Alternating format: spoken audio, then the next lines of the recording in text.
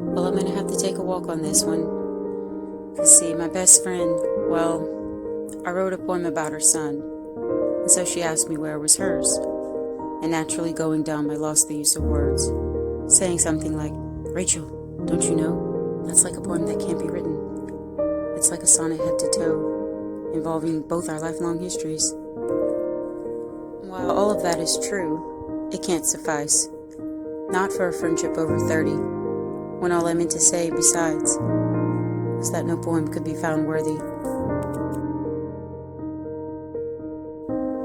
As with her son, she is the poem, so to write it should be simple.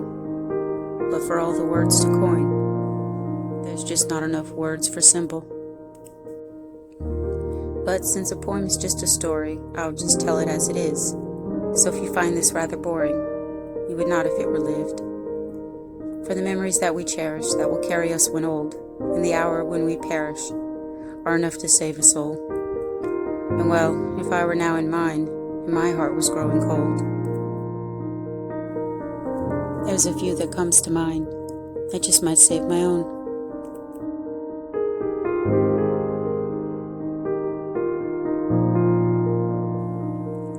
Now this you may not know, as our lives would then divide, a friendship not disowned, but a path to different lives.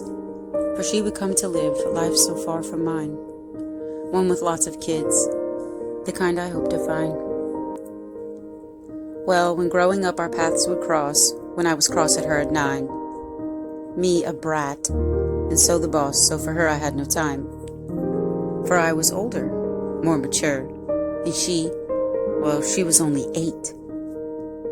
And so naturally, the coldest shoulder she'd endure from me, from all my hate, for like a day. While I can't say when for certain now, when my friendship she had won, but how in which it came about began with Mr. Sponge. Oh my god, okay. Mr. Sponge must be explained. And Mr. Sponge, well, she made him up a game for fun, and one I simply had to play. And Mr. Sponge, apparently, lived underneath the bed, and somehow incoherently I followed all she said. For truly I was afraid, 'cause obviously a monster, he would underneath me lay, waiting for my toes to wander.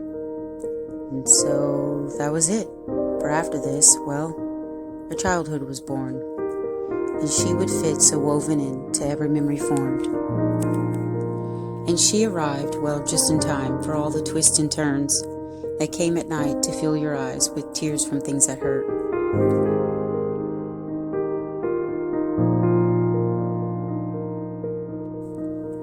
And having her inside my world when the one I knew was dark, indeed she was the only girl when drowning was the ark. And really so the same was I, to her own in which she'd have to suffer, a world in which and through my eyes I had to be the mother. Yes, a proud mother, every summer, every winter, so I had a certain checklist, every birthday gifts to send her, and just for her, a second Christmas. Truth be told, her world was worse, and next to hers, well, mine was nothing. And trust me, I'd admit and be the first to tell you if I was bluffing. Now I don't say this as a child with a woe is me revenge, nor for one to be defiled, that for each I could defend. No, I tell it so you see, only one important thing, that a friendship such as this only happens if it bleeds. Yes, where two of hearts are one, as a bullet through a gun, where if one of them be shot, well, the shooter would be hung. And that's a friend that's made from a family fell apart, when a child must choose a name that will break the parent's heart.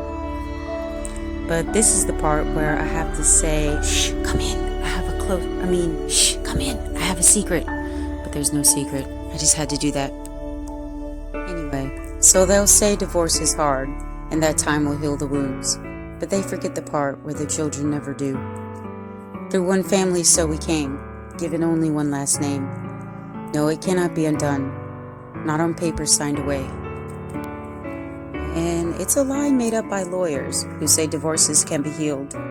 It's about as common as an oyster with a pearl within your meal. No, it simply doesn't happen. There's no happy ever after. At 100 years, still the children grow up shattered. And no, that's not to say that there is no way out. I'm just telling you how it literally is, at least in my case.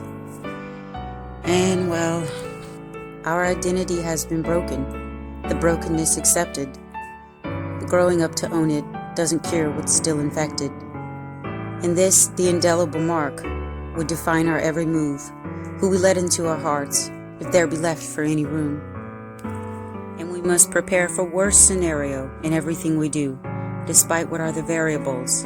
In the end, we know we'll lose. 'Cause the thing already lost was the thing that can't be found. When already it was tossed beneath our feet for solid ground. So that from then and there beyond, a friend is not a luxury. So tight must be their bond, now between them for necessity. And well, I found mine in Rachel, in many ways to her unknown, as those of us the most unstable can hide the best our own. So I can hear her now hearing this, thinking, oh no, what still is Tracy hiding? But this deserves a wink and a medal for my timing. Oh my God, I love it. I know her as she does me. She can make no sense in talking, but by the sound it beats, I see.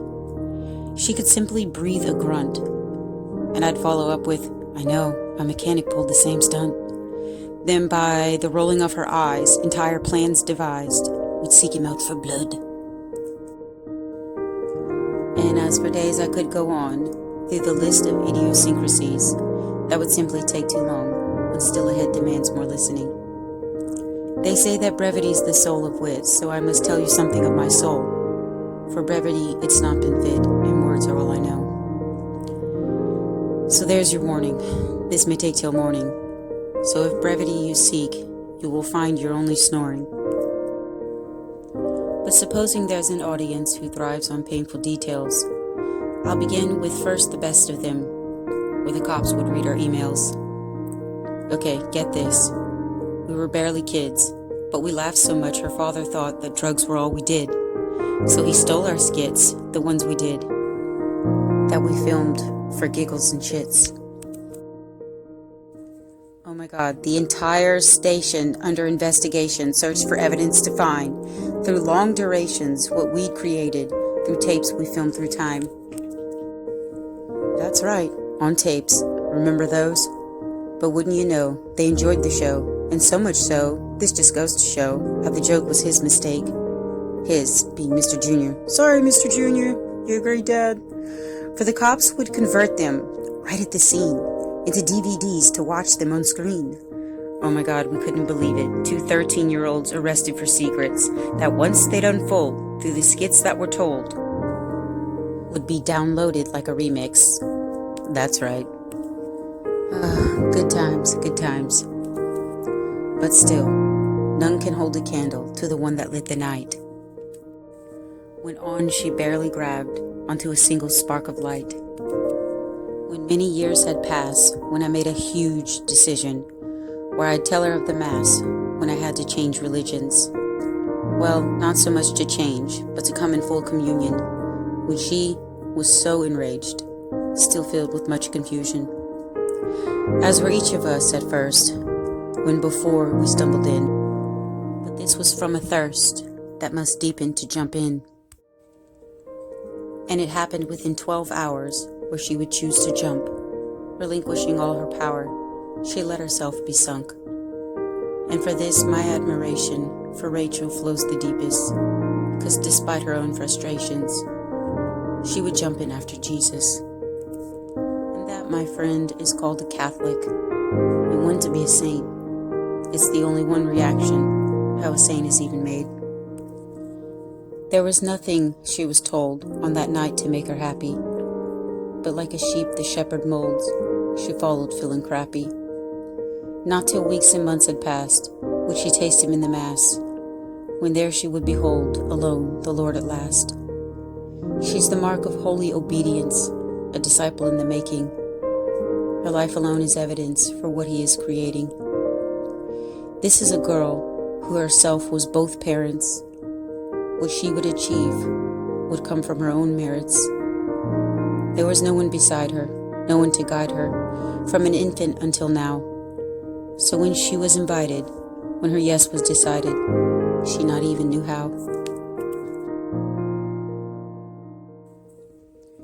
And well, now she's a mother, with a husband she's under, because she believes in submission, because she's under his mission, and so she seeks his permission because they share the same vision.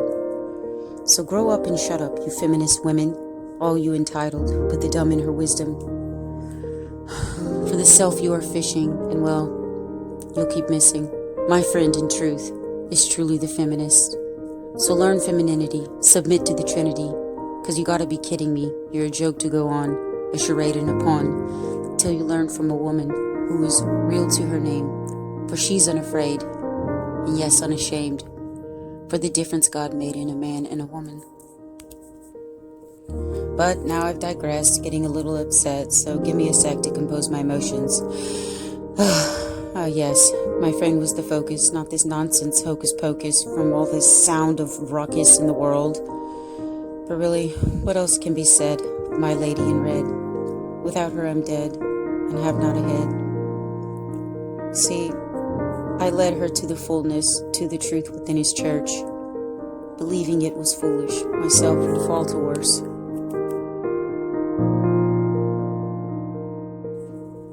But since her own conversion, she has been a solid rock. When sin was my perversion, her faith would never stop. Like I said, I'm just the messenger telling stories of walking poems, and Rachel, without hesitation, has kept me walking on all fours. Sometimes we need others to believe in God in us, and while I have been a demon, she believes he's in my blood. And for some of us, that's enough. I've never known the presence of my guardian angel near, but something's close in essence to my friend and Rachel dear. She doesn't know the depth of my own lonesomeness, but it's a longing for wholesomeness. And well, she gives me hope to gain it back. And who could ask for more than that?